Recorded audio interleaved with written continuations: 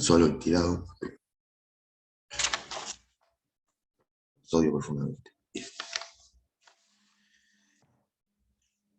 Y acá con los actores sociales tenemos el actor sindical, que de hecho, en esta unidad van a encontrar un texto que habla sobre la educación y la negociación colectiva. Uno cree en el imaginario colectivo que se abren paritarias y van a negociar sueldos. Y la comisión paritaria no es otra cosa más que un organismo establecido generalmente dentro del convenio, que si no lo está, se puede pedir a la autoridad de aplicación, que lo que está formada por un grupo igual de empleadores y de trabajadores, y lo que hace no es solo debatir salarios, aumento de sueldo, sino implementación de tecnología, formación profesional.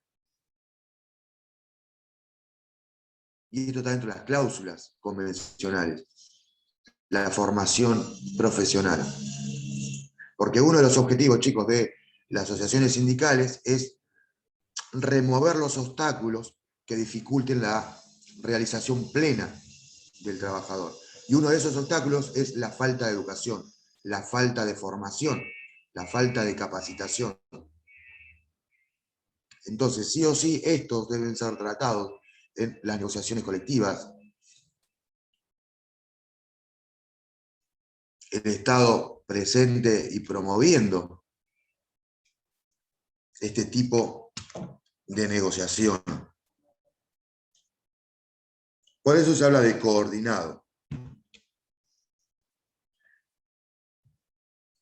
Y en esto se completa que en la definición que vimos antes, que estamos desglosando, tiene que haber orientación y formación profesional y dato, vínculo con el empleo.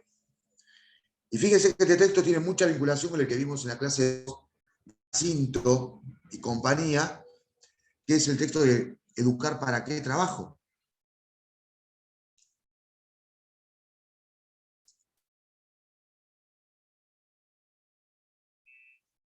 Que es la gran pregunta que atraviesa la materia y es la que se ven de frente, cara a cara, chocante, las políticas educativas, la política de educación profesional, cuando se contrasta el mundo del trabajo y el mundo de la educación.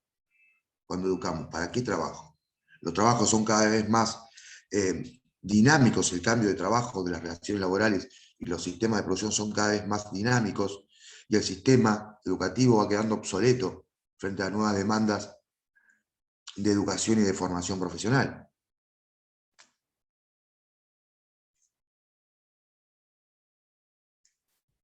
Otro convenio es el 140 de la OIT, que básicamente lo tomé como importante porque establece, da origen a las licencias pagadas por estudio.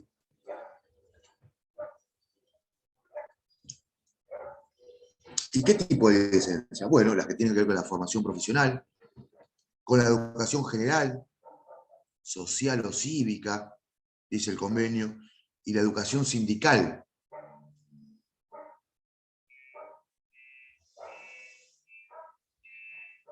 Y de hecho nosotros en nuestra legislación tenemos adaptada varios de estos puntos. Fíjense que la Ley de Contrato de Trabajo, artículo 158, habla de licencias especiales. Y dentro de estas licencias especiales están los días por estudio. Asimismo se incorpora en la 14250, la Ley de Convenciones Colectivas,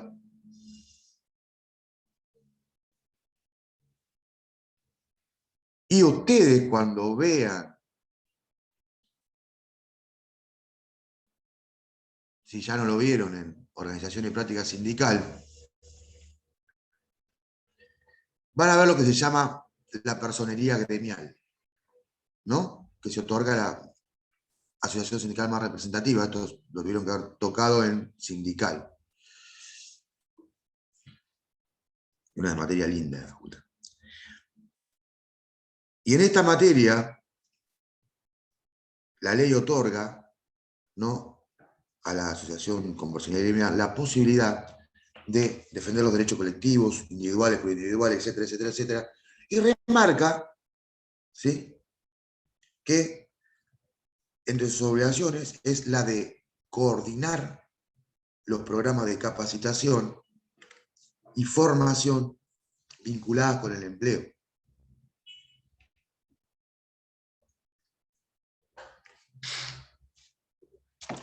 Esto en cuanto a legislación nacional. Tengo una guía por acá que lo estoy siguiendo.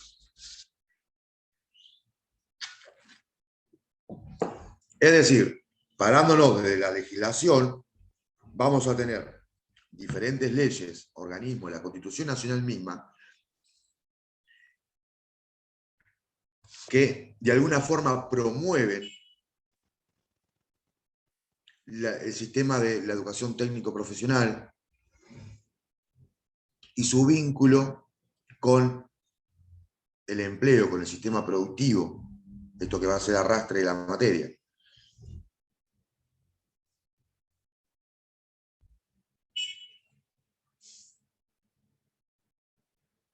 ¿Y esto se hace por bueno? No, no se hace por bueno, se hace porque un país puede desarrollarse, potenciarse y crecer solo a través de su educación, de sus sistemas de capacitación, de formación profesional. Un país crece cuando crece su sociedad. No se puede plantear desde otro punto. No puede crecer la economía de un país si no crece la sociedad de un país. Fíjense ustedes, yo lo nombraba la clase pasada, que hace poco salió un informe donde una de las líderes mundiales, Angela Merkel, dice que la mejor salida para las diferenciaciones, países emergentes, países desarrollados, la salida a la crisis se da solo a través de la educación. La educación formal, no informal, informal, técnico profesional.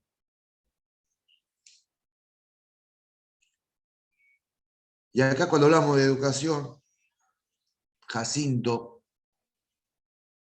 habla de nuevas lógicas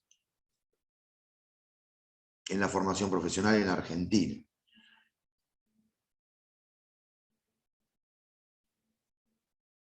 Lo interesante de Jacinto es que Jacinto dice, la formación profesional es un subsistema de la formación para el trabajo.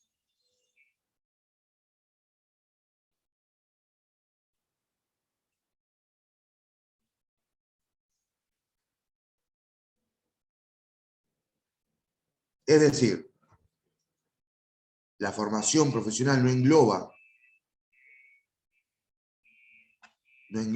todos los factores de la formación para el trabajo, sino que de esta formación para el trabajo es un subsistema. ¿Por qué? Porque hay otros. La educación formal es una formación para el trabajo. ¿Y qué es la lógica de la que habla Jacinto? Bueno, Jacinto va a decir que la lógica es la forma en cómo se articulan las diferentes dimensiones de la formación para el trabajo. Es decir, cómo articulo los diferentes actores, las diferentes aristas que tiene la formación para el trabajo.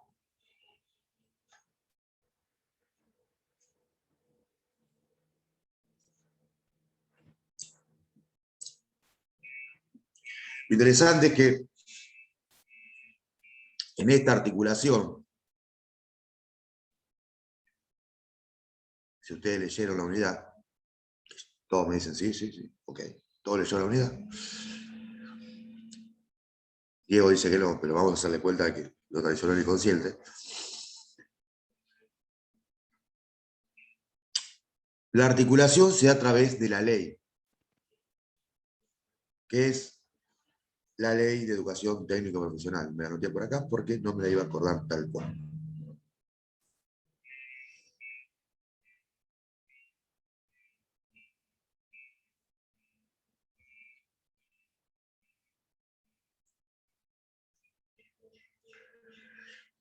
hay un cambio paradigmático que trastoca al país en todo lo relacionado a la vida en sociedad, desde las relaciones laborales, las relaciones de trabajo, hasta incluso al sistema educativo. Y en esto, este cambio de paradigma, Jacinto nos habla de la diferenciación de la década del 90 hasta la crisis del 2001 y después. Y fíjense que ustedes que está todo concatenado.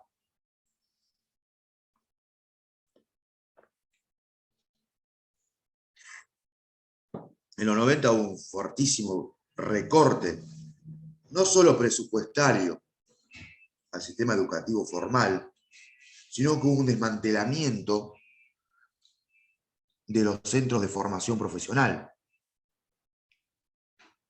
a través del quite de recursos, de la falta de promoción.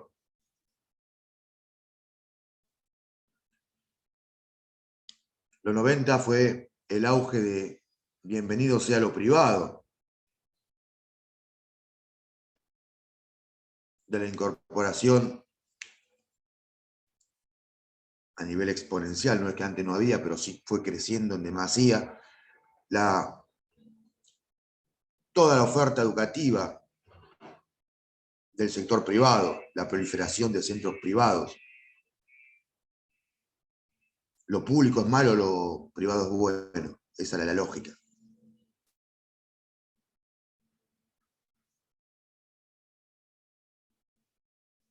Y el modelo de educación era por eso era a través de la enciclopedia. Estaba desde una persona, el docente, el capataz, la persona que dictaba el curso, la persona que daba la clase, hacia el alumnado. Y el foco estaba puesto, ¿dónde? Pues en lo que sabía la persona que dictaba, la educación. Por eso el texto habla del enciclopedismo, toma la palabra enciclopedia, ustedes van a encontrar un párrafo, un subtítulo que dice del enciclopedismo al modelo de aprendizaje.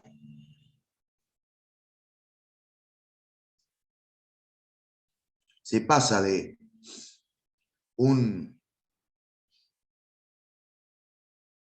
vuelco continuo de conceptos, de contenido, de estar la mirada puesta en quien educa, a mirar en realidad qué es lo que se lleva el educando, la persona que se está formando, que aprende.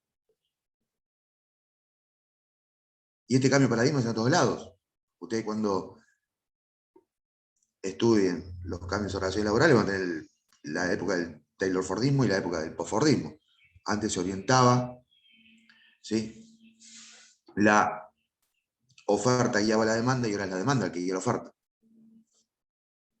Antes había un producto estandarizado y ahora es personalizado. En educación es lo mismo. Antes había un estándar que era para todos igual y se debía llevar en determinado tiempo y forma, y hoy es personalizado.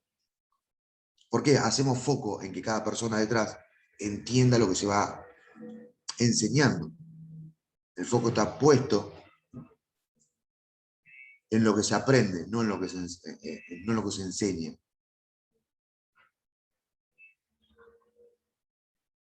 Ahora bien, no quiero decir con esto que lo que se enseña no se considera. No, debe haber una calidad de contenido, debe haber una calidad de enseñanza, pero el foco, lo importante acá es qué me llevo yo que estoy estudiando, qué es lo que aprendo yo. ¿Sí? Porque hay un pasaje de una sociedad que era salarial, uniformemente educativa, se podría decir homogénea, a una sociedad de conocimiento que vivimos hoy, que es heterogénea, totalmente diferenciada, diversa, y donde la educación técnico-profesional debe llegar en sus diferentes escalas. Es decir, debe poder ser compatible con los diferentes niveles de conocimiento.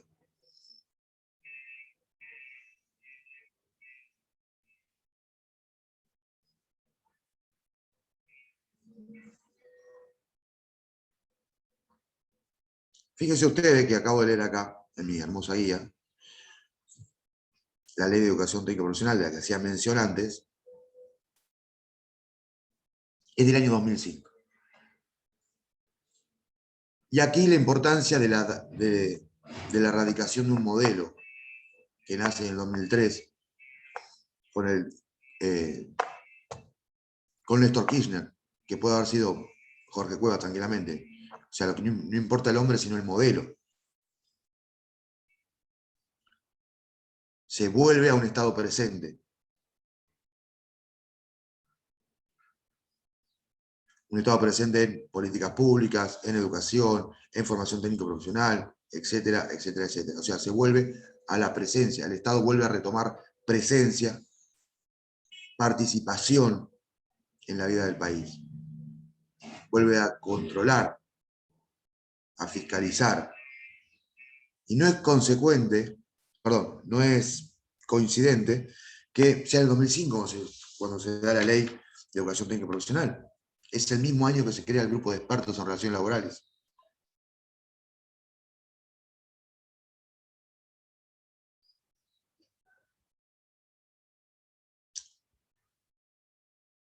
¿Por qué? Porque se necesitaba un organismo que ayude a solventar, a buscar los puntos, a analizar el mundo del trabajo. Y en este análisis se encuentra la formación profesional también. Un año antes, en 2004, se sanciona la ley de ordenamiento laboral, la 25877, que deroga una ley nefasta, la de Banelco. O sea, no es casual que se genere en el 2005, ¿no? Que entre en vigencia en agosto, de hecho, sea de paso, del 2005, la ley de educación técnico profesional en el país, porque viene de la mano de un modelo de país. Esta ley que va a ser regular, como dije anteriormente, y lo leo, artículo 1, resumo, mejor dicho, no leo. Regula y ordena la educación técnico profesional en el nivel medio y superior no universitario. Es decir, toma la educación técnico profesional como un derecho, al cual, si es un derecho que es para todos, un derecho que es inclusivo, un derecho que debe darse a través del diálogo tripartito entre el Estado, las empresas, los sindicatos, donde el diálogo va a ser el instrumento principal, va a decir el texto, para negociar este tipo de formación. No se podría concebir una educación técnico profesional sin un diálogo, sin un consenso. Ahora bien, regula y ordena. Si regula y ordena, articula.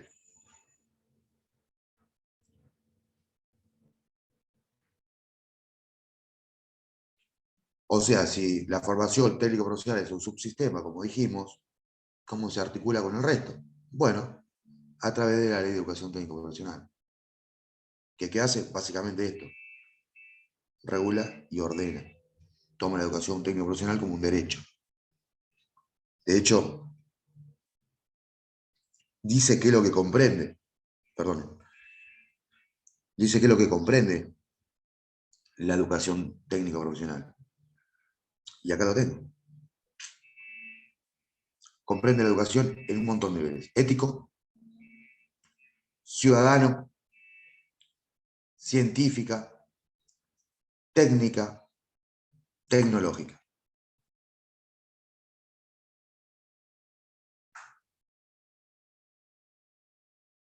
Repito, comprende la educación ética, ciudadana, científica, técnica y tecnológica.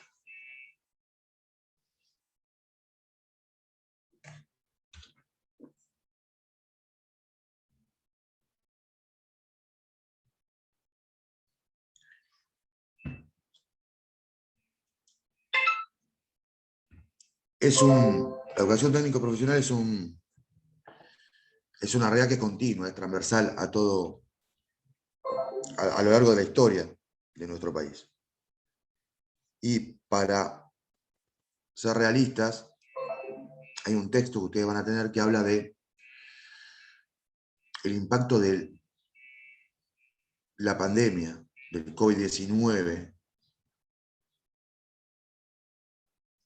en la educación técnico profesional.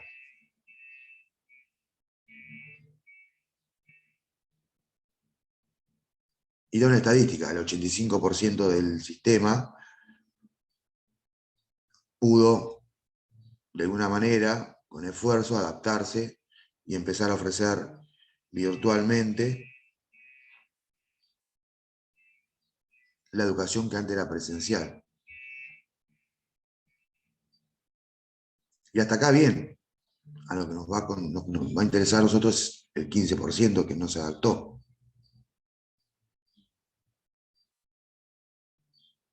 Que queda rezagado del sistema. Que no cuenta con los recursos o los medios. O que por las características mismas de la formación profesional no puede darse virtual.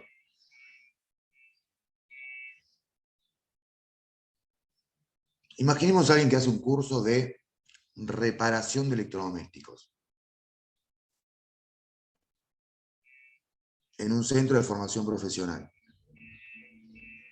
El centro de formación profesional, ¿qué es lo que hace?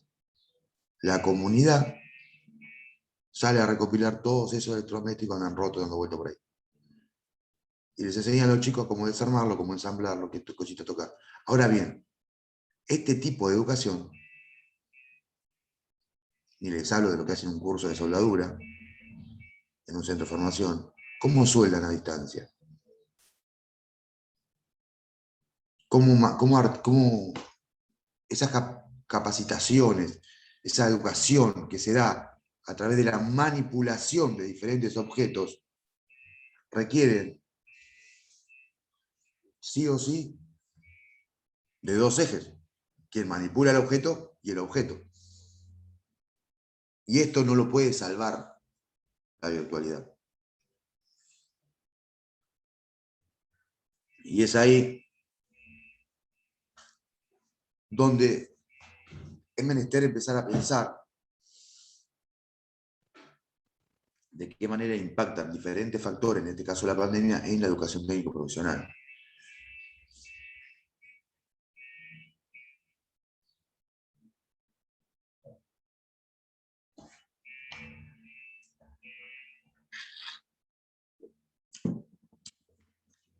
Requiere de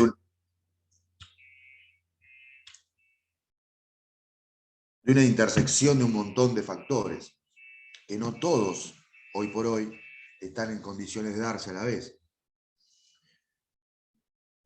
El texto habla de marginados, de excluidos del sistema,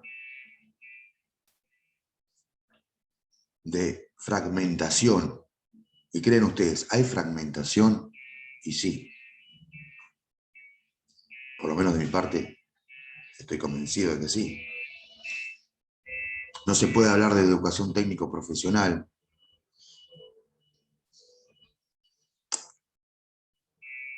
sin considerar las oportunidades de acceso a la misma. Ustedes, relacionistas laborales, cuasi, tienen hoy por hoy la oportunidad de, uno, tener herramientas para seguir esta modalidad virtual. Es decir, todos tenemos un teléfono móvil, una laptop, una notebook, una computadora de escritorio, que nos permite cursar a distancia. Tenemos, además, la enorme suerte de tener un grupo de personas que, si algo no entendí, algo me perdí, puedo recurrir a evacuar algunas dudas. Llámese las clases de apoyo que damos a través del FED, como la interconsulta con algunos docentes que están al pie para evacuar dudas. Pero todos tenemos la misma oportunidad. en la Argentina que vivimos? No, no todos tenemos este acceso. Entonces, ese 15% es el donde se debe parar el Estado, va a decir el texto, no yo, para delimitar nuevas políticas que sean inclusivas y permitan el acceso a la educación técnico-profesional de los sectores más vulnerables.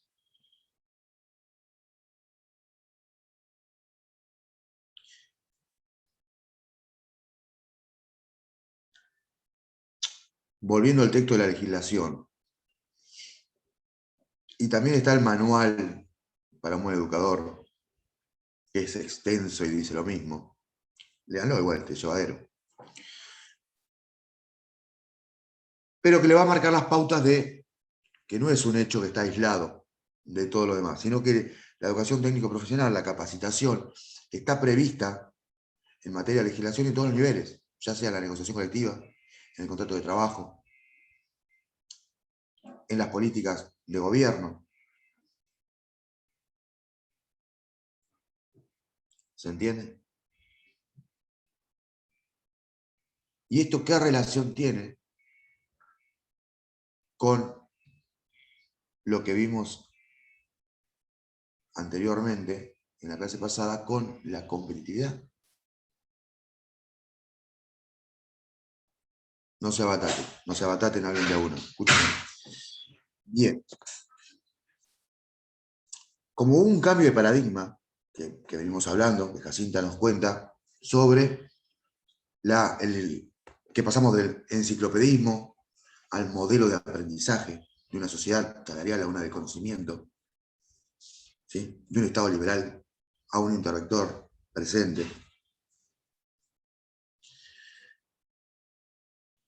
También se da un cambio de conceptos en capacidades, que la educación técnico-profesional toma, no así tanto el sistema educativo, pero sí la educación técnico-profesional, toma, que es el cambio de paradigma de capacidad a competencia. Pasamos de un concepto rígido a uno flexible. A mí ya no me interesa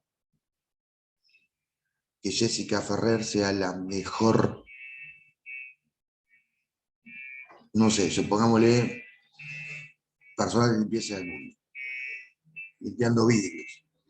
Lo que me va a interesar ahora es que Jessica pueda limpiar vidrios, limpiar mesas, limpiar pisos, mientras hace todo eso, poder recolectar alguna novedad del sector de limpieza.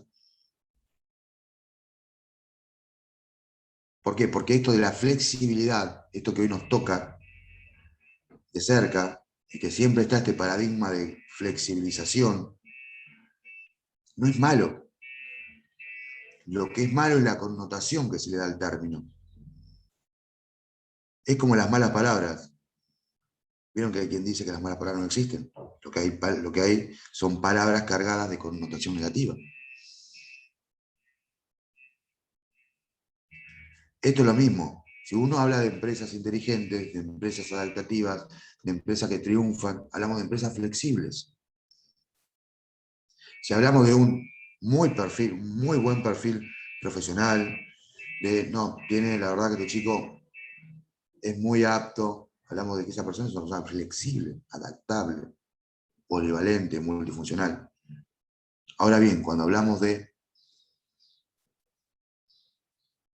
sistema legislativo, llámese legislación laboral, legislación educativa, tocamos flexibilización y ya es malo. ¿Y ustedes creen, como preguntó Rubén en algún momento, que la flexibilización es posible en Argentina? Es decir, ¿es posible beneficiando a los sectores sociales?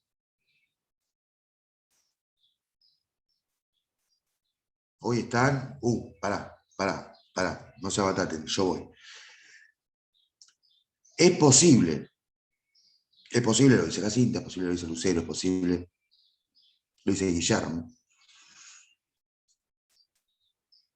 Pero solo si y como requisito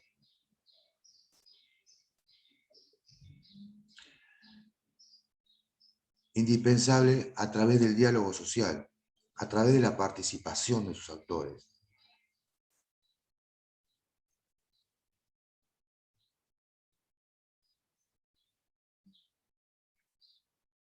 Y acá lo importante, el sistema de educación, todo en su conjunto, y la educación técnico-profesional en lo particular, debe ser un reflejo, o deberían ser un reflejo, de las necesidades del sistema productivo.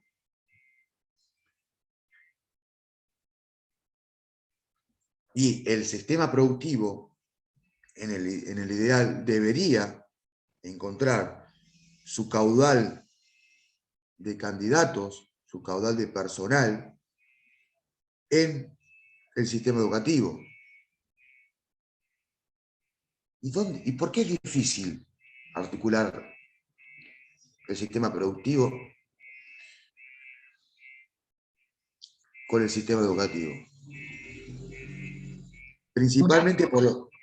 Sí, te Pensé que era una escucho. pregunta. Vamos, Jessica. No, pensé que lo estabas preguntando, Jorge. No, yo creo que es difícil porque muchas veces el sistema productivo está mucho más adelante de cómo viene el sistema educativo. Tal cual, Jessica, tal cual. Por una cuestión de tiempos. El sistema educativo, el sistema productivo se enmarca en las relaciones sociales, como toda relación social es dinámica, está atravesada por las tecnologías, la revolución tecnológica, y entonces eso hace que cada vez se acelere más, y el sistema educativo, el sistema de formación viene corriendo detrás. Es como con la zanahoria y vamos atrás de eso. Y Perdón, nunca pero llegamos a... claro, es como que hoy por hoy las empresas multinacionales como que le dan demasiada atención a la formación profesional técnica y sí, es como decís vos, es como que las escuelas, el sistema educativo están muy atrás, pero por una cuestión de, para mí, de beneficio, ¿o no? Que le trae más beneficio las empresas. ¿Cómo es eso de los beneficios? Claro, o sea, a las empresas obviamente les sirve que uno esté capacitado. Como A que la hoy por sociedad. hoy la educación pesa más sobre el sector privado que sobre el sector público, por así decirlo. Mira, yo en eso me voy a permitir... Como que corremos atrás del sistema productivo. No, pero, Es, a ver, perdón. sí. Una cosa por ahí sería la educación, la formación desde el punto de vista de las empresas y qué es lo que quieren las empresas o qué es lo que hacen las empresas con sus trabajadores. Y otro, por ahí, qué es lo que hace el Estado y qué es a lo que apunta el Estado en cuanto a la formación profesional y qué proyecta en general, ¿o no? ¿No serían como dos aristas distintas? Sí, eh, pero yo creo que, o sea, uno en el sistema educativo como que siempre lo preparan para, bueno, para el sistema productivo. Eh, pero bueno, no, como que es como que cada vez se va haciendo más grande esa brecha, creo yo, Diego.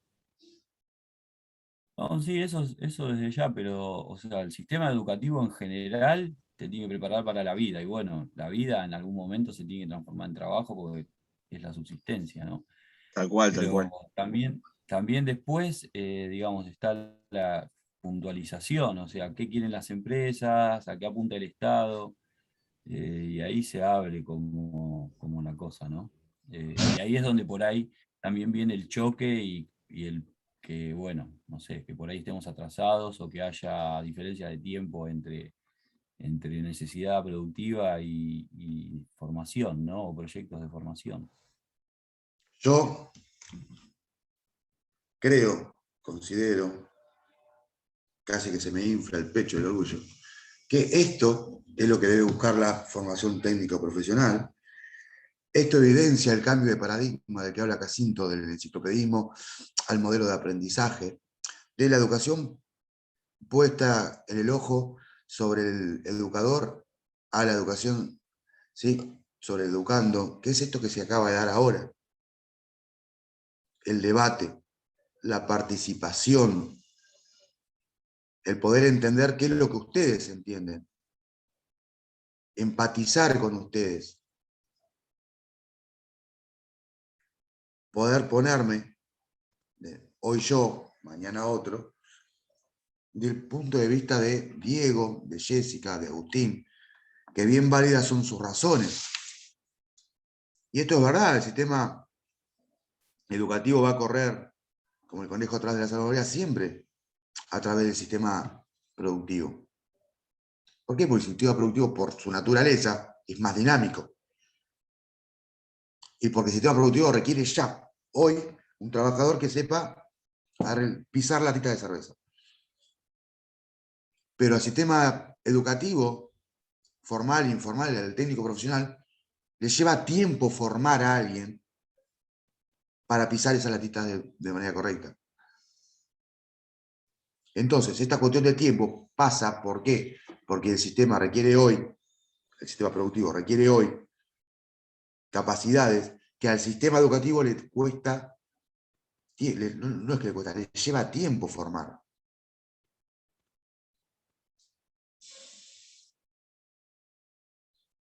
Y esto que ustedes dicen, entre el sector público y el sector privado, es y lo es. Ya hemos visto una transformación del sistema estatal, de las organizaciones del Estado inclusive, y el Estado mismo a través de diferentes reformas del mismo Estado, valga la redundancia, ha empezado a tomar concepto del sector privado, con la transformación del ciudadano cliente, ya uno se puede quejar, hay teléfonos donde yo puedo llamar y quejarme, como si fuera un servicio. Entonces, sí, es verdad, muchas veces va a depender de los recursos.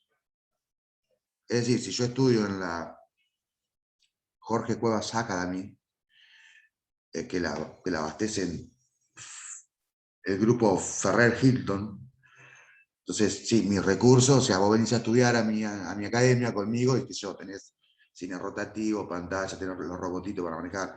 Ahora, si vos vas a estudiar a la LED número 1, Escuela Nacional de Educación Técnica número 1 de Udaondo, al medio del campo, donde no llegan ni los docentes, entonces los recursos van a ser otros, donde no llega el Wi-Fi, por lo pronto el Internet tampoco. Entonces, por supuesto que va a haber esa diferencia entre lo público y lo privado, que va a estar de la mano de la capacidad de inversión que tengan uno u otro. Pero acá lo importante es entender la evolución, los cambios. ¿Por qué? Porque es importante saber de dónde vengo para saber a dónde puedo llegar y entender por qué hoy estoy acá.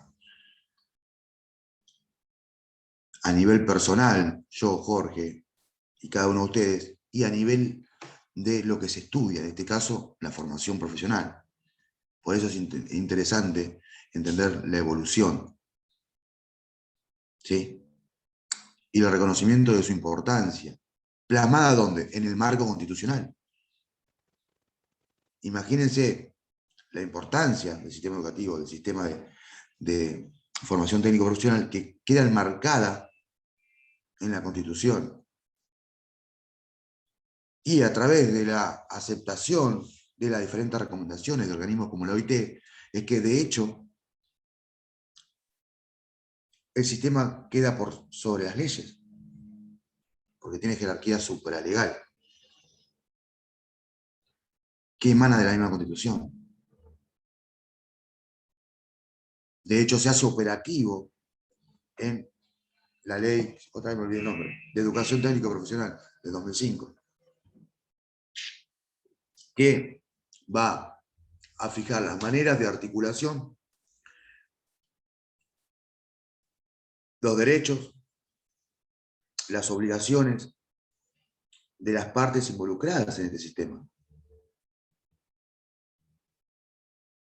Es lo que nos permite hoy la cátedra se ha actualizado y estamos tirando textos de pandemia. Analizar el después. Este trasfondo generó para todos. El sistema productivo tuvo una transformación tremenda, chicos. Tremenda. Hoy un 92% de las empresas, ¿sí?, pretenden conservar el sistema híbrido, ¿sí?, de trabajo. Es decir, que sea presencial y remoto, independientemente del sistema sanitario, ¿no? Hablamos de, ya pasamos la pandemia, estamos todo bien, bueno, el 92% de las empresas quieren seguir manteniendo este sistema. ¿Por qué? Porque antes no se adoptaba por miedo a que el trabajador, si yo no lo controlo, está en la casa, no trabaja. Hoy, el trabajador, los empleados han demostrado que incluso de la casa trabajan igual o mejor que yendo a la empresa. La empresa se ve así, con la posibilidad de achicar gastos, achicar costos y poder seguir manteniendo esta dualidad remoto y presencial. Lo mismo ocurre con, esto lo ven ustedes si se meten en Google y buscan ofertas sobre la carrera que ustedes quieran. Pero pongan al final a distancia. Se han proliferado las ofertas de educación a distancia. A mí me costaba, hace un par de años atrás, encontrar abogacía a nivel, nada, justamente virtual, que me permite organizarme con mis tiempos. Hoy, googleando lo mismo, tenés que evaluar otras cosas porque la posibilidad de hacerlo está, pero está en varias instituciones. De hecho, los centros de formación profesional para los oficios o tareas que no requieren manipulación de objetos ofrecen esto, poder cursarlos de manera virtual. Es decir, los cursos que se daban de administración, asistente ejecutivo, los cursos de inglés,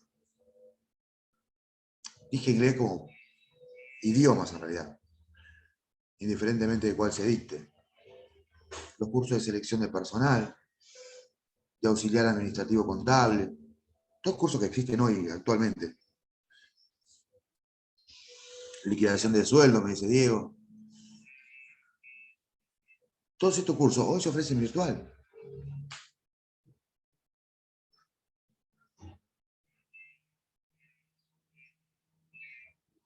De hecho, yo doy en un centro 3 cursos que tienen que ver con liquidación de sueldos y derechos y los dicto de manera virtual. Esto facilita, entre otras cosas, miren, la posibilidad de decir, bueno, tengo la clase y la veo después. Ahora, ¿cuál creen ustedes será el desafío para el sistema de formación técnico profesional y educativo todo, de regreso a la normalidad post-pandemia?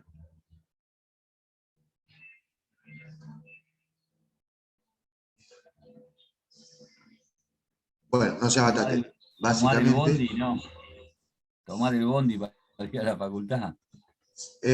la facultad. La facultad toma un té.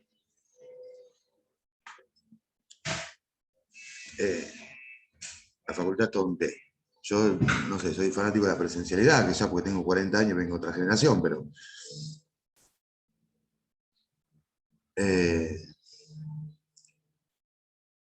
uno de los principales desafíos es recuperar a todo ese sector de la sociedad que se vio excluido por la falta de recursos, de seguir formándose para el trabajo.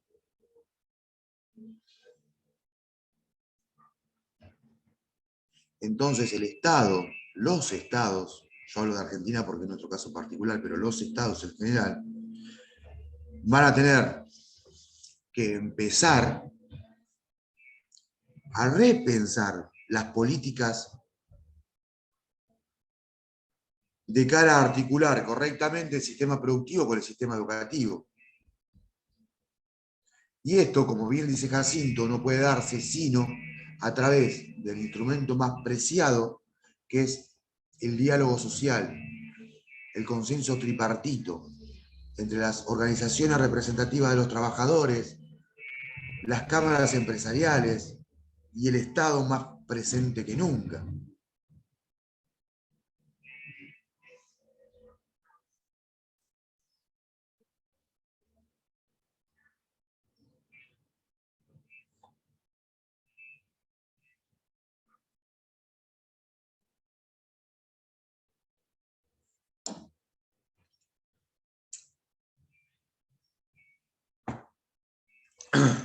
De hecho, el nuevo sí. ministro de Educación, dentro de su presentación, dijo algo así como: tenemos que salir a buscar a todos esos chicos que quedaron fuera del sistema por la pandemia, por las complicaciones que tuvo la falta de acceso a la conectividad y todo eso. Vendría a ser un poco eso, pero llevado a cabo mediante políticas. Mirá, te súper agradezco el aporte, principalmente, que acá estamos todos incluyéndome para aprender. Te súper agradezco el aporte. Esto que dice la compañera es una genialidad y un ejemplo claro de cómo el Estado se hace presente. El modelo de Estado se hace presente para recuperar lo perdido en todo tipo de terreno, en este caso el sistema educativo. Y es verdad, si hablamos que el 85% se pudo adaptar, ¿sí?, a través de, como dice el texto de, ¿cómo se llama este tema? El texto de la adaptabilidad en época de...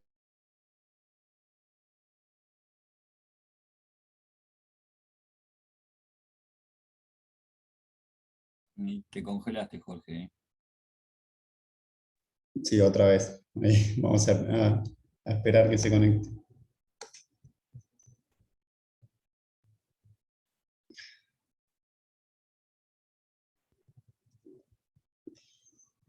Agustín, fíjate que ahí te contesté en el class. Después cualquier cosita, avísame si entendiste. Sí, dale, Fede, la verdad que lo vi, pero no lo pude ni Dale, leer dale. todavía. Más que nada es para que Dale. te puedas ordenar un poco en lo histórico, ¿sí? Es Y sí, la como- verdad que me hizo un rematete en esa época.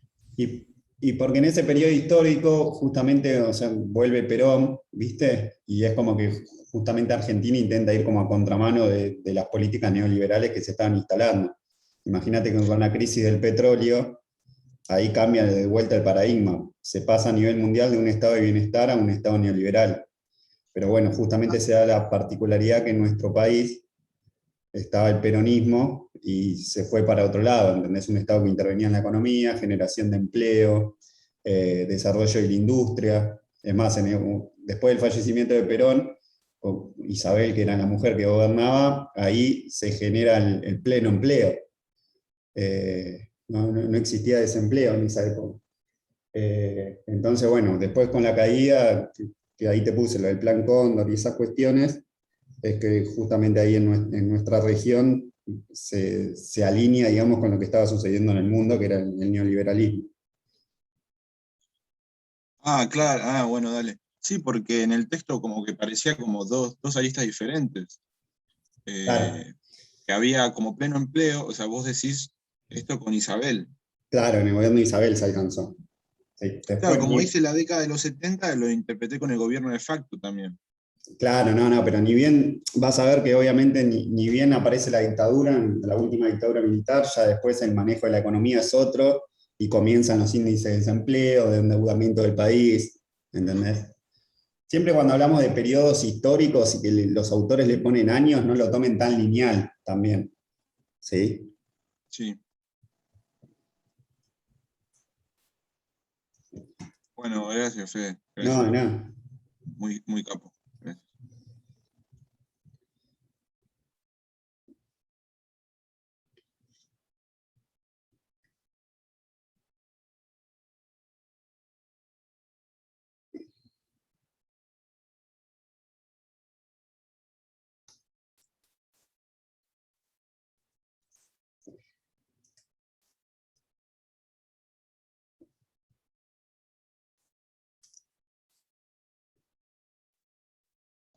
Jorge quedó en el 15% de los excluidos con la conectividad. Justamente le pasó ahí se conectó, lo que le pasó a la mayoría de los estudiantes.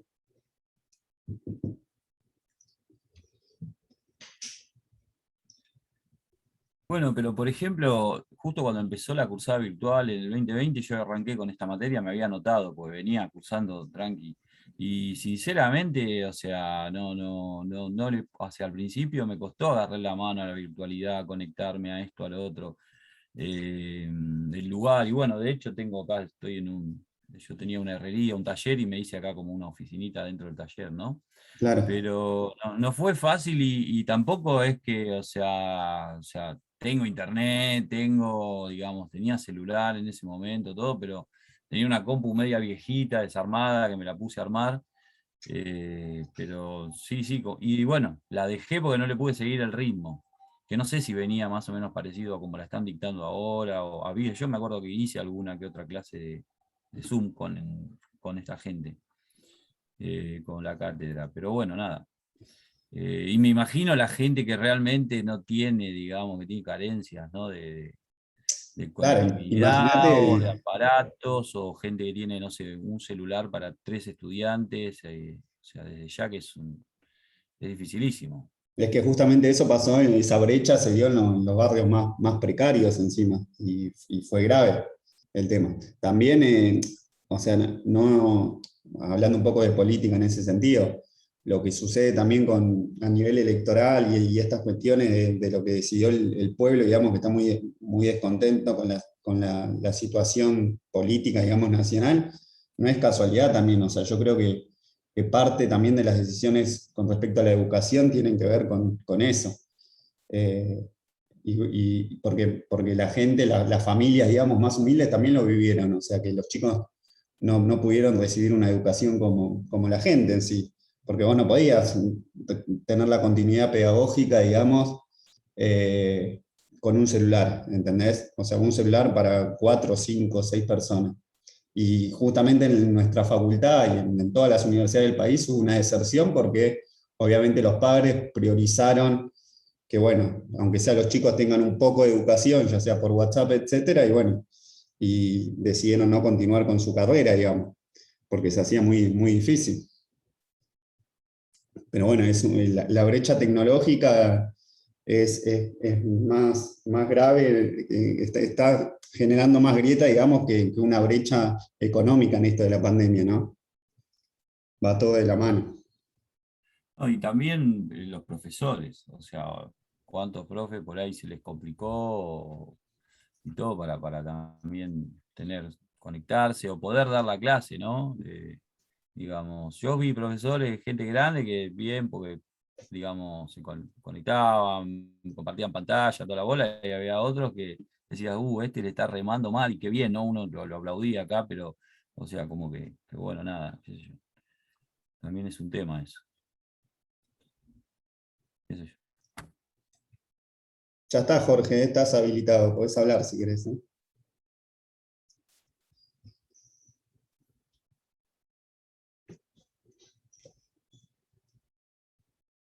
Porque me manda mensaje y me pone habilitame.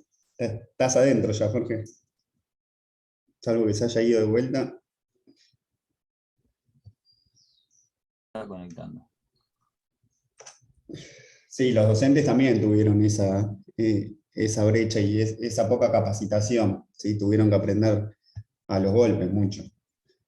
Mucho, Claro, bueno. creo que no sé internamente los docentes, vos, Fede, que estás también Sí. en otra cátedra dando clases, si tuvieron el apoyo necesario, ¿no? Desde la institución, no te digo solamente de la herramienta del Zoom, bueno, sí, al principio fue mucho más complicado porque cuando recién arrancábamos había plataformas que más de tantas personas no podías hasta que se fueron implementando al transcurso de los cuatrimestres. Pero no es solamente la parte de la conectividad, sino también la capacitación para que ustedes desde el otro lado puedan tener herramientas pedagógicas en esta nueva virtualidad. Ahí creo que eso también es importante. Sí, desde nuestra facultad, te digo lo que sabemos, Secretaría Académica mandó tutoriales y tuvo un cierto acompañamiento. Obviamente, los primeros meses fue todo de sorpresa, porque a la facultad y a la universidad y a todas les habrá pasado lo mismo. Yo me acuerdo que cuando recién se anuncia la pandemia, ¿se acuerdan que la UBA, por ejemplo, estaba en este debate de si había clases, si no? Al principio habían amagado que no iban a sostener. La UBA estuvo mucho más tiempo que nosotros sin dar clases, me parece, Claro, que sí. sí. Y ahí es La de cuando la las universidades del conurbano es como que pusieron el primer paso y dijeron, no, hay que continuar, y bueno, se siguió con la virtualidad, porque estaban en esa encrucijada, ¿viste? Las universidades tuvieron una discusión muy grande con respecto a eso. Y bueno, imagínate que se tuvieron que acomodar todo desde así, semana a semana, fue bastante caótico. Pero sí, Secretaría Académica intentó acompañar, obviamente mandando tutoriales a la distancia, porque también, a ver, ellos mismos no estaban preparados, o sea, ninguno de todos nosotros sabíamos usar el Zoom. Es así, es una realidad, nunca lo habíamos escuchado nombrar.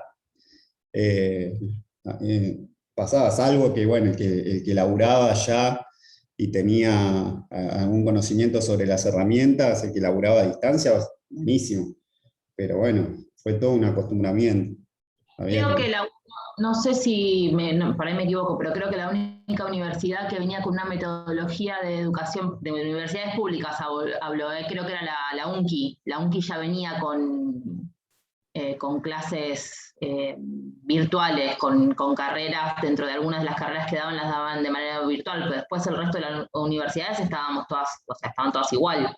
Claro, bueno, sabés que yo siempre ponía de ejemplo que en nuestra facu, antes la materia pedagogía, de psicopedagogía y de los profesorados de sociales se daba virtual, ¿viste? Ya desde hace 15 años que venía pasando. Y siempre la poníamos de ejemplo en el final de formación, porque estaba muy bien planteada la materia, en donde se anotaban 100 personas para darla presencial y después el resto se anotaba virtual.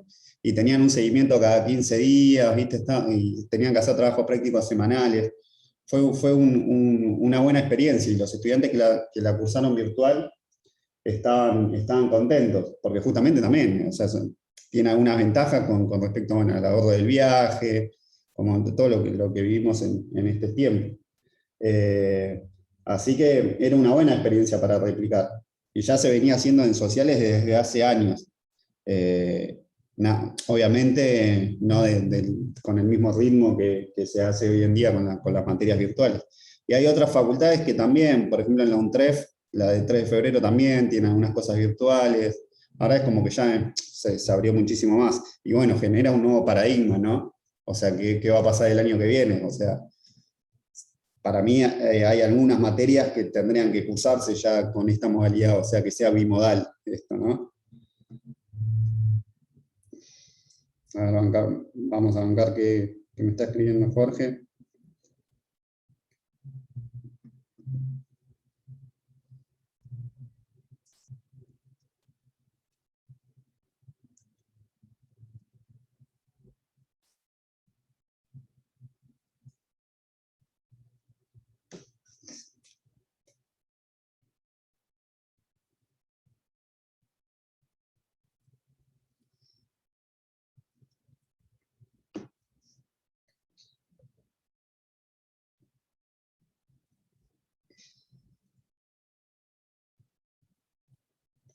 Bueno, ¿tienen alguna duda, chicos, mientras esperamos a Jorge?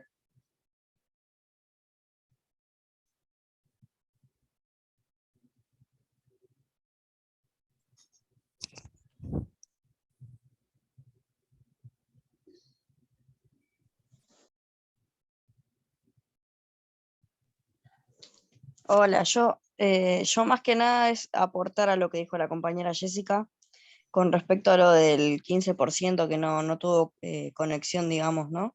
El seguimiento pedagógico.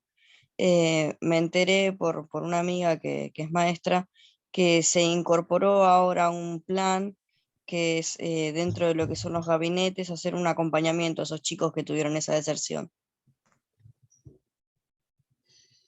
Sí, también hubo municipios, por ejemplo, y bueno, a nivel nacional también pasó, que se repartió celulares, tablets, pero bueno, también justamente la pandemia trajo una crisis a nivel mundial, también con el tema de que obviamente se necesitaba más recursos tecnológicos. Entonces también se generó a nivel mundial desabastecimiento de computadoras, de cámaras, y lo que hizo que aumentaran los precios también. Si se acuerdan, por ejemplo, una de las políticas del kirchnerismo fue lo del plan de Conectar Igualdad, que en su momento hizo que muchas familias pudieran tener por primera vez una computadora. Si se hubiese continuado ese programa, yo creo que nos hubiese agarrado muchísimo mejor la pandemia, ¿no? Muchísimo mejor preparados, más allá de las banderas políticas, ¿no? Siempre marcamos esa diferencia, pero bueno, era un plan que generaba que justamente se dote de recursos tecnológicos en los hogares más humildes. Y una discusión que también Lucero lo plantea en algún momento, es el tema de esto bueno, o sea, el Internet debe ser un servicio esencial, ya, o sea, y el Estado tiene que intervenir fuertemente, no puede ser que sea privado y que obviamente esté lucrado en intereses económicos, ¿sí? que tenga ese lucro, ¿no? Yo creo que ahí el Estado debe tener la decisión política de ir por eso. Hoy la conectividad es todo, es lo que marca si una persona puede capacitarse o no, ¿sí? Está conectado con el mundo. Fede, ¿se escucha? Perdón. Sí, Germán. Mira, yo estuve como referente para Conectar Igualdad cuando inició el programa, y como política de Estado, en líneas generales, estaba bien planteado. Uh-huh. Sí, pero por ejemplo, se suponía que iban a entregar conectividad a los equipos que iban a venir Claro. con la posibilidad de conectarse, y las tiraron como camionadas de ladrillos en una casa. Llevaban los equipos a las escuelas, no habían capacitado a los docentes, estaba mal articulado. Esa fue una problemática que tuvo. En cuanto decís que llevaron equipos a los hogares, es verdad, se dieron equipos en demasía, perfecto. Nos hubiese agarrado desde otro lugar, pero el plan estuvo mal llevado mal estructurado. ¿Sí? Claro. En líneas de papel estaba muy bien armado. El contrato sí, fue un contrato de la Organización de Estados Iberoamericanos, que es quien gestionó esto acá en provincia de Buenos Aires. Bien, yo creo que a la educación, soy profe hoy, soy profe de nivel secundario y en superior, y creo que uno cuando lee los discursos, lees los lineamientos generales, hablan de una manera y la realidad dista mucho de eso. ¿Sí? Por ejemplo, nos agarró la pandemia y yo veía los lineamientos, miraba el noticiero, pero la realidad es que no nos daban mucho para trabajar. Arreglate con lo que puedas. Claro. Todo Sí, pulmón. sí, la mayoría de los docentes fue así, en realidad. Fue la voluntad de lo que pudo hacer. Y sí, obviamente, yo también comparto, es verdad, faltó capacitación a los docentes con ese programa de capacitación y de Conectar Igualdad, y es como lo que siempre siempre criticamos en eso, faltó como la sintonía fina de mejorar lo que se estaba haciendo durante esas políticas, ¿no? Sí, tal cual. Después no lo discuto porque sí, nos hubiese agarrado. Hoy continúa desde otro lugar. Yo, por ejemplo, hoy sigo trabajando y veo que a las escuelas han llegado máquinas, no para repartir, sino para trabajar en el lugar. Que en general, muchos de los alumnos con los que trabajo, por ahí están conociendo las computadoras por primera vez.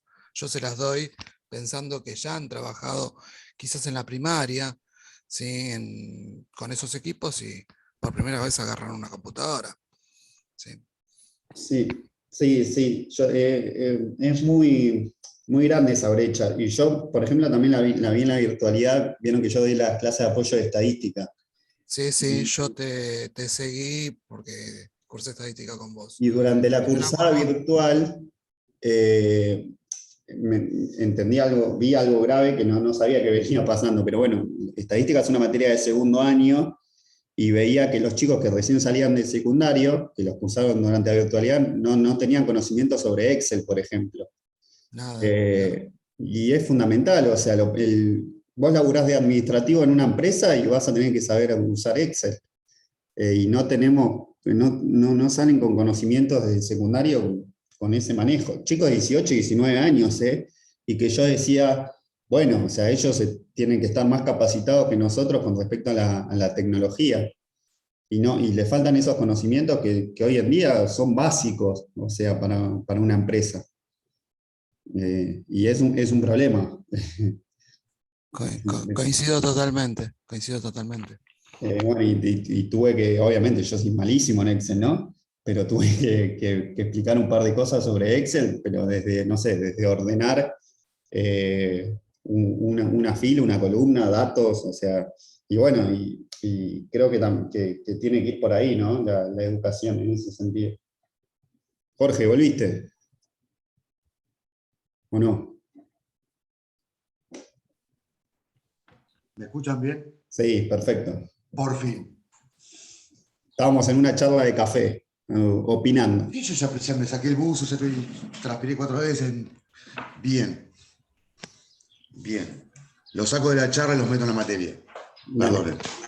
Esto es así. Cachetazo y volvemos. Vuelta a página. Fede, Yo, ¿podrás grabar esta parte? ¿Cómo? ¿Grabar? Grabar esta parte, sí, grabar esta parte para Sí, subirla. sí, sí. Que yo Sí. me estoy yendo. Dale, sí, quédate tranqui, está grabada. Después se sube. Gracias. bien. Volviendo a lo que estábamos antes, esto del desafío de la formación, el desafío del Estado, post-COVID, con el ejemplo que nos daba la compañera, con el retomar, traer a todo ese sector que quedó marginado por una falta de medios, una falta de recursos. ¿Y esto por qué? ¿Se da por bonanza? No, porque la formación profesional contribuye directamente a potenciar las competencias del sector del trabajo. ¿Y eso contribuye directamente a qué? Esto es un dominó. Nosotros potenciamos la formación técnico-profesional, hacemos acrecentar las competencias de esa masa de ese ejército de reserva que busca el empleo o que ya está. De esta manera se potencia la competitividad de las empresas y de esta manera se potencia la competitividad del país. Está todo concatenado. Y es por esto que lo que fuimos viendo a lo largo de esta clase, ¿sí?, la incorporación de la educación técnico-profesional y su regulación a través de la ley, su incorporación en los convenios internacionales como la OIT, su rango constitucional, tienen que ver porque es funcional al modelo de país. La educación es el motor, palabras mías, no son palabras mías, sino que son de Rubén, es el motor que mueve la sociedad. No se puede pensar en prosperidad sin pensar en educación. Y esto, que la compañera decía, y retomar el sector vulnerable, ¿sí?, está ligado con lo que vimos en la clase pasada. ¿Se acuerdan que el Nazareno nos comentó la primera clase de la certificación de competencia? Es como la chapa, chicos. Es como decir, la matrícula de abogado, bueno, más o menos lo mismo. Uno se puede certificar en competencia. Yo soy electricista, me matriculo y me puedo certificar esa competencia a nivel gubernamental. Hay un montón de oficios, un montón de competencias que pueden ser certificadas. Y esta certificación, que pareciera un papel, que pareciera algo sin sentido, todo lo contrario. suman a la competitividad de las empresas, porque la empresa no es otra cosa, ¿sí? La industria, el trabajo, no es otra cosa que la suma de las competencias de sus trabajadores. Por eso, cuando en esta misma materia, más adelante, vemos las certificaciones de empresas como en las normas ISO, allá por la unidad 6, 7, si no me equivoco, uno de los requisitos, ¿sí?, es la competitividad certificada de la masa trabajadora. Y esto en una creciente demanda, como dijo Jacinto en el texto Educar para qué trabajo, hay una creciente demanda de mayor formación. Hoy quien no se forma, quien no se mantiene formado, ¿sí?, queda fuera. Quizás no fuera del sistema, pero sí queda rezagado en comparación a aquellos que sí. Es un empuje continuo. Un ejemplo. Acá, de los que estamos acá. Tanto Fede como NASA ya son licenciados hace un ratito, ¿no? ¿Y quedaron ahí? No, se siguen formando. Ambos están en una maestría. De mi parte lo mismo, me quedo acá, no, voy por otra carrera, derecho en este caso. Entonces, la formación profesional y la educación técnico-profesional, sobre todo en este contexto del que habla Labarca de la implantación continua de nueva tecnología, que viene orientada a la cibernética, la robótica, la nanotecnología. Todo esto requiere una especialización cada vez continua y cada vez mayor. ¿En aras de qué? De quedar dentro del sistema productivo. ¿Cómo creen que impacta a ustedes en el empleo aquellas personas que no tuvieron acceso? Ese 15% del que hablamos antes que se cortara este fucking internet. Básicamente aumentando la tasa de desempleo, acrecentando las formas atípicas de empleo, el trabajo informal.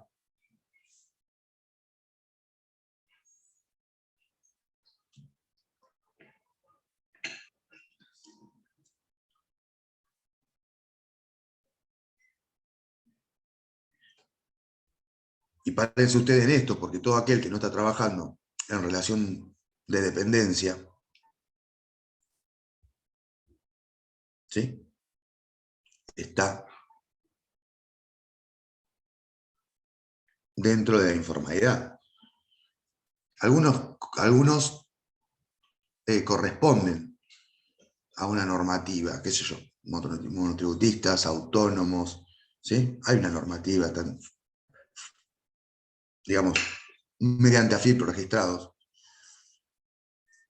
Hay un trabajo, un servicio. Pero quedan relegados de este sistema todos aquellos que por la falta de acceso el sistema los excluye. Y la principal falla de acceso es la educación. La tasa de deserción escolar a nivel secundario 2020 y 2021 creció casi un 19%. Que es un montón de chicos que tuvieron que dejar el colegio para o ayudar a sus padres en algún trabajo o para salir a trabajar.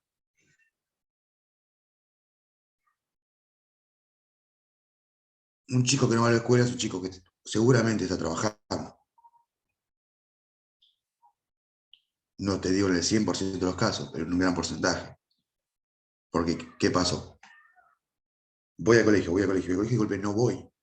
De la nada, no estamos hablando de un chico que venía faltando y dejó. Hablamos de un chico que regularmente va al colegio y de golpe por la crisis económica, por la pandemia, por el aislamiento, por la reducción del ingreso de sus padres, deja de ir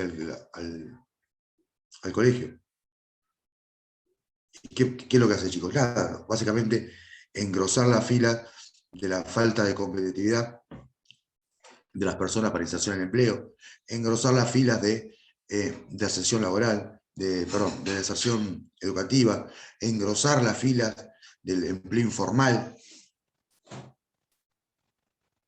Y cada vez que se engrosan estas tres filas, lo que tenemos al margen, aislado, innombrable, como Voldemort, es la explotación laboral.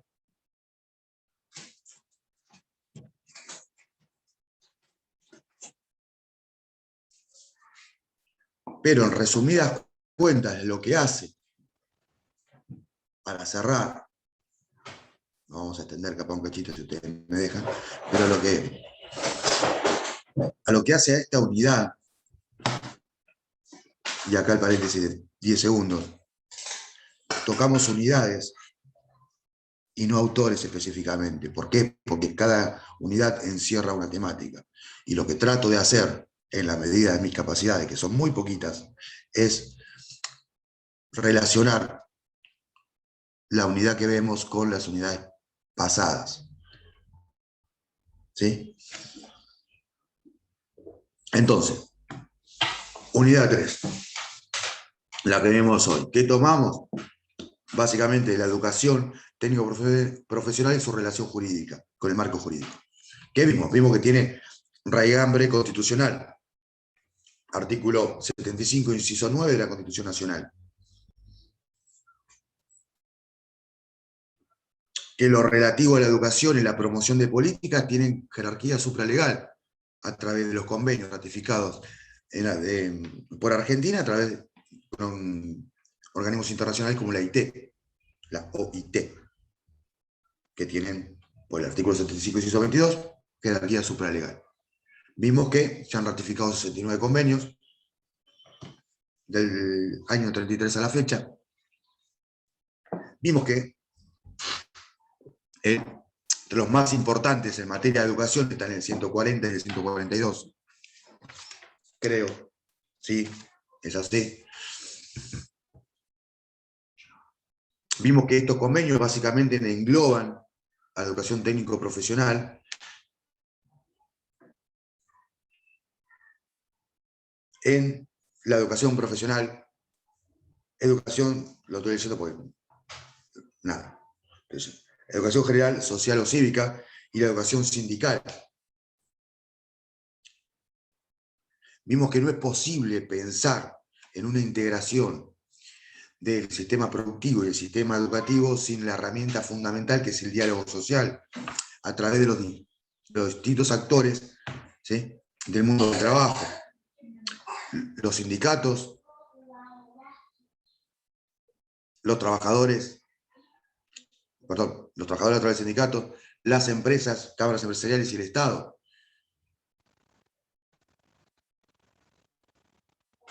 Vimos que la educación técnico-profesional, la capacitación continua, está establecida dentro de muchísimos convenios de cláusulas convencionales.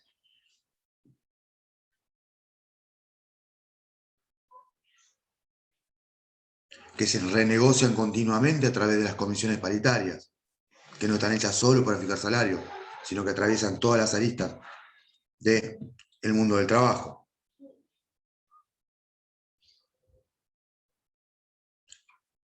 Vimos además que tenemos una ley, ¿sí?, que es la Ley de Formación Técnica Profesional, si no me equivoco, triple error.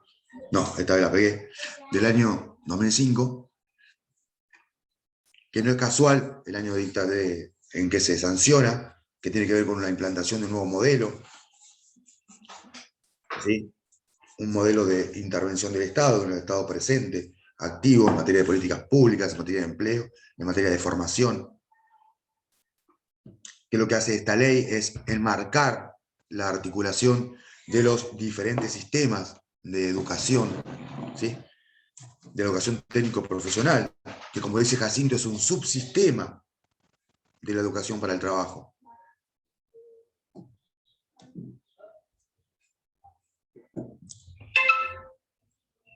Recordemos esto que decía también Jacinto, el tema de las lógicas, que la lógica es la manera en la que se articulan los diferentes tipos de formación para el trabajo. Bien. Vimos el pase del enciclopedismo, de la educación centrada en el docente, al modelo de aprendizaje, es decir, la educación centrada en el educando, en quien aprende.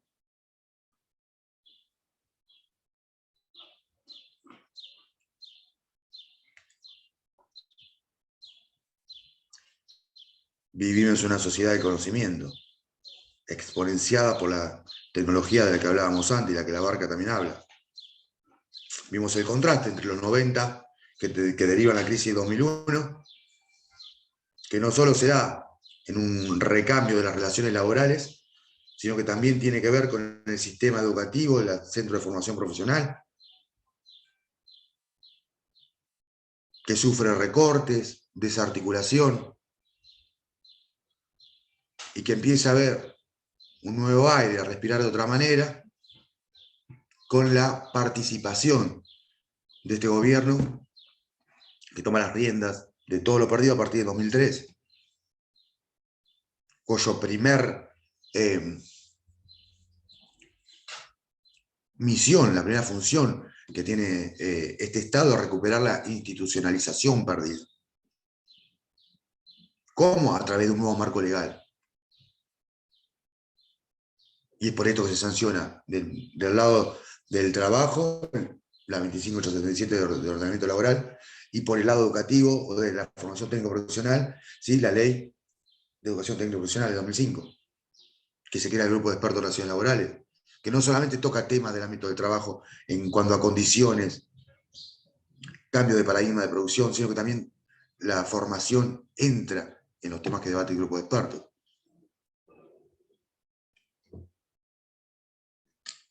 Vimos que esta ley le da a la formación profesional el mote de derecho. Es un derecho de todos, la formación técnico-profesional. Y la enmarca en 5 niveles: la científica, la técnica, la ciudadana, la tecnológica y la ética.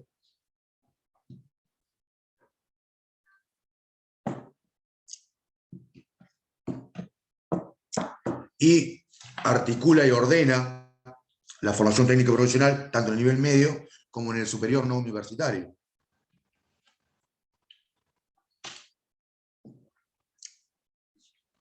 Estos temas que tocamos hoy tienen relación estrecha y directa con las unidades anteriores.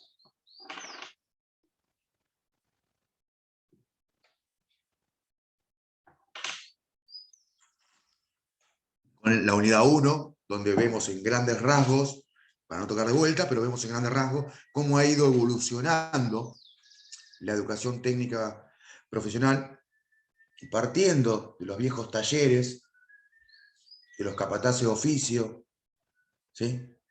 Y llegando hasta la creación de la UOM, de la Universidad Obrera Nacional, que permitió el acceso de muchos trabajadores, de los trabajadores de la clase obrera a la enseñanza superior. La CENAOP, ¿sí? La Comisión Nacional de Aprendizaje y Orientación Profesional.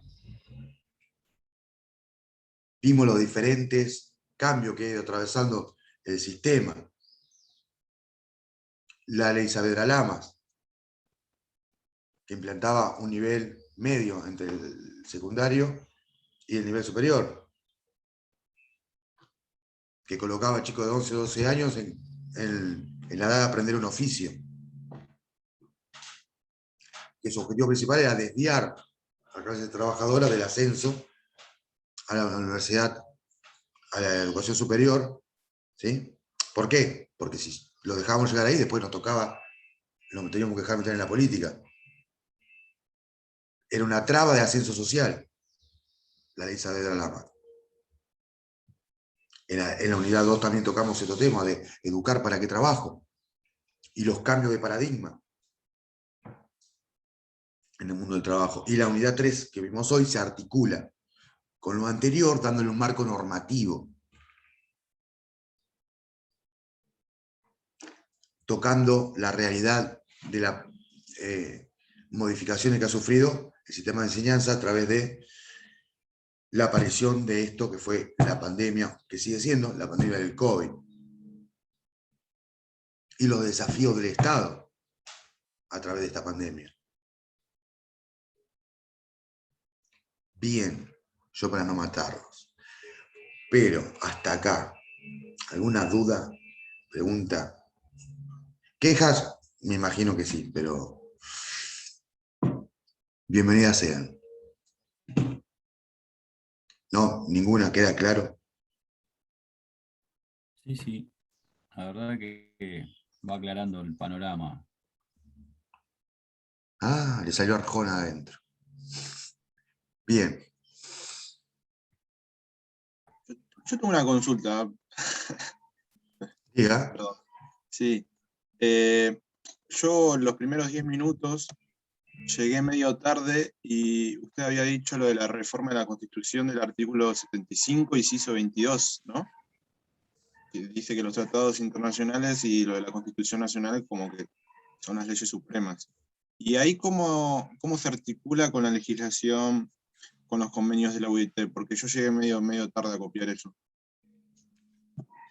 No te da problema, Agustín. Vos lo que tenés que saber, y bien lo dijiste, que la Constitución Nacional, a través de su reforma, incorpora este artículo, que es el 22, perdón, el inciso 22, artículo 75, que dice que la ley suprema de la nación y los tratados con organismos internacionales son la ley suprema. ¿Qué significa? Que la Constitución y estos tratados tienen jerarquía supralegal, es decir, están por arriba de la ley. ¿Cómo se articula? Se hace operativo a través de las leyes que reglamentan los acuerdos con las potencias internacionales, con las organizaciones internacionales. Es decir, Argentina adhiere a la OIT saca, ¿sí?, convenios como el 142, el 140, y da a sus países miembros la posibilidad de adaptarlo a sus realidades. Entonces, ¿qué hace nuestro país? Argentina sanciona leyes adecuadas a su contexto, como la Ley de Educación Técnico Profesional, que hace operativo las recomendaciones de la OIT. ¿Se entiende, Agustín? Sí, perdón, estaba copiando. Sí, tengo anotado que se adhiere, bueno, lo que dijiste vos de la educación técnica profesional, las licencias pagadas por estudio, orientación e información con los vínculos de empleo, y después eso, lo de la participación de todos los sectores sociales, era una recomendación también de la UIT. Es una recomendación de la OIT, es una realidad. Sí, claro. ¿Sí? Ah, ok. Bueno, eso era. Buenísimo. Gracias, Jorge. De nada, Agus, para servirte. ¿Alguna duda, queja, reclamo, sugerencia? Ninguna. Ninguna. Son los mejores, ustedes son los mejores. Bien. Bueno, si nadie tiene dudas, preguntas, sugerencias, inquietudes, y si Fede está de acuerdo, que es como allá arriba, ya lo tengo. Bueno, chicos, Podemos seguir terminando. ¿ninguna duda? Bueno, nos vemos el sábado que viene. ¿Sí? Un Muchas abrazo. gracias. Chau, chau. Gracias. Muchas Bueno, gracias. dale. Buena Buen semana. fin de...